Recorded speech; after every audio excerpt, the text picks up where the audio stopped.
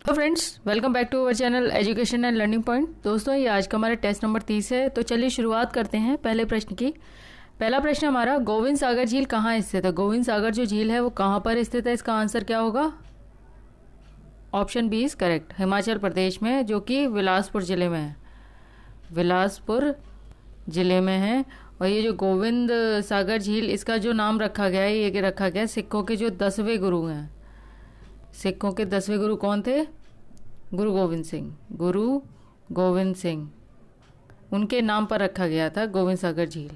और इसका आंसर है option B is correct, Himachal Pradesh. अगला प्रश्न, प्रश्न संख्या हमारी 2।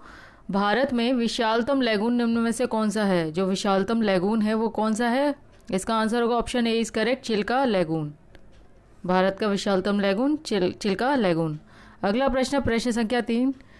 द एंड ऑफ इमेजिनेशन नामक पुस्तक के लेखक लेखिका कौन है? द एंड ऑफ इमेजिनेशन नामक पुस्तक के लेखिका कौन है? इसका आंसर होगा option B is correct, Arundhati Roy. इनकी जो बुक थी ये कब पब्लिश हुई थी, किस सन में? ये हुई थी हमारी 2016 में। अगला प्रश्न हमारा, प्रश्न संख्या है 4। 1773 से 1785 तक ब्रिटिश भारत के जो पहले गवर्नर जनरल थे वो कौन थे? 1773 से 85 तक ब्रिटिश भारत के पहले गवर्नर जनरल जो थे वो कौन थे? Option B is correct, Warren Hastings. अगला प्रश्न है, प्रश्न संख्या है हमारी 5। टाइम पत्रिका को 2021 पर्सन ऑफ द ईयर है। टाइम पत्रिका में जो पर्सन ऑफ द ईयर हैं 2021 के, वो कौन है? वो है option A is correct, Elon Musk. अगला प्रश्न है, प्रश्न संख्या हमारी 6। WPI का पूरा नाम क्या है? WPI का पूरा नाम क्या है? तो इसका आंसर बताइएगा। इसका आंसर क्या होगा? इसका आंसर होगा हमारा option D is correct, wholesale price index. The wholesale price index, option D is correct. अगला प्रश्न है, प्रश्न संख्या हमारी 7। फीफा विश्व कप 2026 कहाँ आयोजित होने वाला? फीफा जो विश्व कप है 2026 का, वो कहाँ पर आयोजित होने वाला है? इसका आंसर क्या होगा? इसका आंसर होगा हमारा option A is correct, USA, Canada and Mexico. FIFA विश्व कप 2026 कहाँ आयोजित होने वाला है? USA, कनाडा एंड मैक्सिको में। अगला प्रश्न है, प्रश्न संख्या हमारी 8। माधुरी लोक नृत्य निम्नलिखित में से किस राज्य में किया जाए? माधुरी लोक नृत्य निम्नलिखित में से किस राज्य में किया जाता है? तो इसका आंसर होगा option A is correct, Telangana. Telangana में। अगला प्रश्न है, प्रश्न संख्या है हमारी 9। एलिफेंटा की जो गुफाएं हैं मुख्य रूप से निम्नलिखित में से किस देवता को समर्पित हैं? अच्छा, इससे रिलेटेड मैंने एक क्वेश्चन आप पहले कराया है पहले के टेस्ट में, तो प्लीज़ वीडियो को पॉज करके एक बार कमेंट सेक्शन में ज़रूर इसका आंसर दें कि इसका आंसर क्या होगा। वैसे मैं आपको बता दूं, इसका आंसर होगा हमारा, एलिफेंटा की जो गुफाएं मुख्य रूप से किस देवता को समर्पित हैं, वो हैं ऑप्शन ए इज करेक्ट, भगवान शिव को। अगला प्रश्न है, प्रश्न संख्या है 10। उत्तर प्रदेश भारत के कितने राज्यों और केंद्र शासित प्रदेशों के साथ अपनी सीमा साझा करता है? तो कितने के साथ सीमा साझा करता है बताइए? ये सीमा साझा करता है हमारा ऑप्शन बी इज करेक्ट, 9 राज्यों के साथ। वो कौन कौन से हैं वो भी मैं आपको बता दूं। पहला तो है हमारा दिल्ली, हरियाणा, हिमाचल प्रदेश, राजस्थान, मध्य प्रदेश, छत्तीसगढ़ और झारखंड, बिहार और उत्तराखंड। ये हो गए हमारे 9 राज्य केंद्र शासित, जो जिनके राज्यों के साथ जिनके साथ हमारा उत्तर प्रदेश की सीमाएं साझा करता है। केंद्र शासित और राज्यों के साथ जो सीमा साझा होती है वो 9 है हमारे। अगला प्रश्न है, प्रश्न संख्या हमारी 11। निम्नलिखित कथनों में से कौन सा सही है? निम्नलिखित कथनों में से कौन सा सही है? राज्यपाल मुख्यमंत्री के प्रसाद पर्यंत पद धारण करते हैं। राज्यपाल अपना इस्तीफा प्रधानमंत्री को सौंपते हैं। राज्यपाल की नियुक्ति राष्ट्रपति द्वारा की जाती है।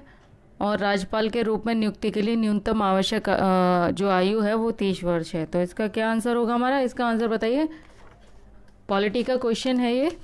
इसका आंसर होगा हमारा ऑप्शन सी इज करेक्ट, राज्यपाल की नियुक्ति राष्ट्रपति द्वारा की जाती है। Option C is correct. अगला प्रश्न है हमारा, प्रश्न संख्या है हमारी 12।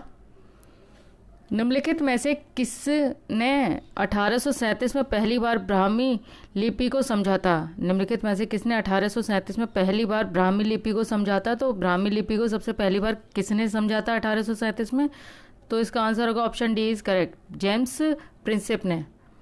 अगला प्रश्न है प्रश्न संख्या 13। भारत के संविधान के निम्नलिखित में से कौन सा अनुच्छेद राष्ट्रपति पर महाभियोग की प्रक्रिया प्रदान करता है? भारत के संविधान के निम्नलिखित में से कौन सा अनुच्छेद राष्ट्रपति पर महाभियोग की प्रक्रिया प्रदान करता है? तो इसका क्या आंसर होगा? इसका आंसर होगा हमारा option A is correct, article 61। Article 61 में क्या है? आर्टिकल 61 जो है इसमें आता है राष्ट्रपति पर महाभियोग चलाने की प्रक्रिया। महाभियोग चलाने की प्रक्रिया किस पर? राष्ट्रपति पर, यानी कि इम्पीचमेंट, राष्ट्रपति पर।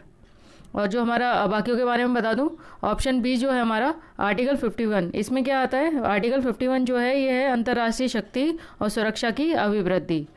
अंतर्राष्ट्रीय शक्ति और सुरक्षा की अभिवृद्धि, ये हो गया हमारा आर्टिकल 51। अच्छा, आर्टिकल 51 जो है इसमें आर्टिकल 51 का ए भी आता है, यानी कि 51 का वो किससे संबंधित है?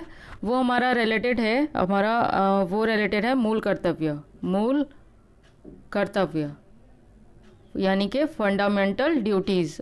आर्टिकल 51 ए यानी कि का, ये हमारा आ गया मूल कर्तव्य यानी फंडामेंटल ड्यूटीज से संबंधित है। और जो हमारा ये आर्टिकल 67 है, ये किससे रिलेटेड है? ये रिलेटेड है हमारा उपराष्ट्रपति की पदावधि, उपराष्ट्रपति की पदावधि, आर्टिकल 67। आर्टिकल 52 हमारा किससे रिलेटेड है? आर्टिकल जो 52 है हमारा ये रिलेटेड है भारत के राष्ट्रपति, भारत के राष्ट्रपति, आर्टिकल 52 ये हो गया हमारा। अच्छा, ये जो मैंने बताया था आपको आर्टिकल जो 51 और 51 जो ए है ये दोनों अलग अलग हैं। आर्टिकल 51 में क्या है? आर्टिकल 51 में आता है अंतर्राष्ट्रीय शक्ति और सुरक्षा की अभिवृद्धि, और आर्टिकल 51 ए में क्या आता है? मूल कर्तव्य, यानी कि जो कि फंडामेंटल ड्यूटीज हमारी। तो इसका जो आंसर है हमारा, इसका आंसर होगा हमारा option A is correct, article 61। अगला प्रश्न है हमारा, प्रश्न संख्या है हमारी 14। निम्नलिखित में से कौन भारत में अंग्रेजी शिक्षा के एक बड़े समर्थक थे? निम्नलिखित में से कौन भारत के में एक अंग्रेजी शिक्षा के बड़े समर्थक थे? तो वो कौन थे? Option A is correct, TB Macaulay. अगला प्रश्न है प्रश्न संख्या हमारी 15। 1857 की क्रांति के दौरान बिहार में विद्रोह का नेतृत्व किसने किया? 1857 की क्रांति के दौरान बिहार में विद्रोह का नेतृत्व किसने किया? तो इसका आंसर क्या होगा? इसका आंसर होगा ऑप्शन बी इज करेक्ट, यानी कि कुंवर सिंह ने किया था। 1857 की क्रांति के दौरान बिहार में जो बिहार का जो विद्रोह था उसमें नेतृत्व जो किया था वो कुंवर सिंह ने किया था। अच्छा, ये तात्या टोपे ने कहाँ का नेतृत्व किया था? ये इन्होंने और ये नाना साहेब ने, नाना साहेब के सेनापति थे तात्या टोपे, इनके सेनापति तात्या टोपे थे।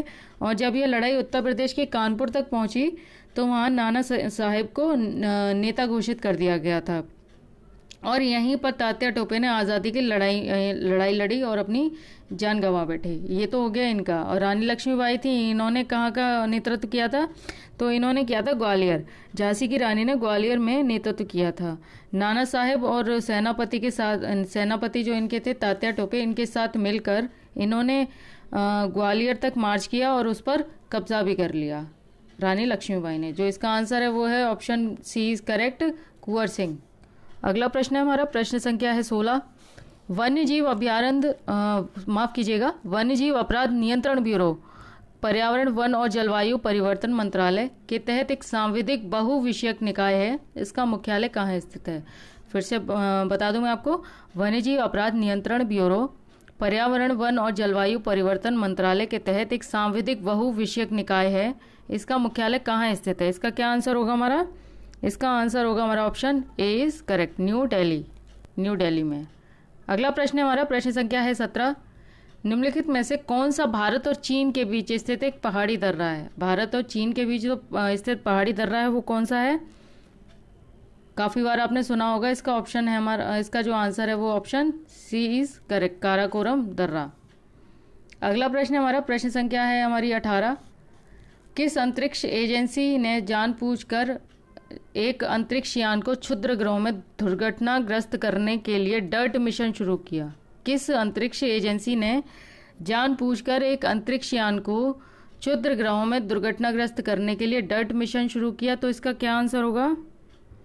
इसका आंसर होगा हमारा option C is correct, NASA.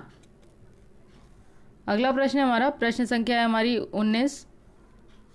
महिलाओं के खिलाफ हिंसा के उन्मूलन के लिए अंतर्राष्ट्रीय दिवस कब मनाया जाता है? महिलाओं के खिलाफ हिंसा के उन्मूलन के लिए अंतर्राष्ट्रीय दिवस कब मनाया जाता है? तो इसका आंसर क्या होगा? इसका आंसर होगा हमारा option B, 25 November. Option B is correct. अगला प्रश्न है हमारा, प्रश्न संख्या है CSIR जिज्ञासा कार्यक्रम के तहत बच्चों के लिए भारत की पहली वर्चुअल साइंस लैब किसने लॉन्च की? CSIR जिज्ञासा कार्यक्रम के तहत बच्चों के लिए भारत की पहली वर्चुअल साइंस लैब किसने लॉन्च की? तो इसका क्या आंसर होगा? इसका आंसर होगा हमारा option D is correct, Jitendra Singh ने। दोस्तों, आज के प्रश्नों की श्रृंखला हमारी यहीं पर समाप्त हुई। आप आज का जो क्वेश्चन ऑफ द डे है, पंडित राजन मिश्रा कोविड अस्पताल स्थापित किया गया। पंडित राजन मिश्रा जो कोविड अस्पताल है वो कहाँ स्थापित किया गया? इसका आंसर आप हमें कमेंट सेक्शन में ज़रूर दें। बाकी जो पिछले जो 2-3 मैंने टेस्ट और भी कराए हैं इससे पहले, 29, 28, उसमें मैंने आपको प्रश्नों का आंसर नहीं बताया क्योंकि आप इतना इंटरेस्ट ले नहीं रहे हैं आंसर बताने में। तो प्लीज़, ये आपका फ़ायदा है, इसमें हमारा फ़ायदा नहीं है। कुछ चीज़ें अपने फ़ायदे के लिए भी नहीं की जाती हैं, तो इसमें जहाँ से आपको नॉलेज मिले वो ले लेनी चाहिए, उसमें कोई बुराई नहीं होती है। तो इसी आपकी सहूलियत को देखते हुए इसमें सिर्फ मात्र 20 प्रश्न ही रखे गए हैं, जिससे आप लोगों को बिजी शेड्यूल में सिर्फ आप 20 प्रश्न ही सॉल्व कर पाएँ, और कहीं ना कहीं ये आपको मिल ही जाएंगे किसी न किसी एग्ज़ाम में। तो प्लीज़ कोशिश ज़रूर कीजिएगा क्वेश्चन ऑफ द डे को अटैम्प्ट करने की, उसका कमेंट सेक्शन में ज़रूर उसका आंसर दिया करें। तो मिलते हैं अपनी अगली श्रृंखला में, तब तक के लिए नमस्कार।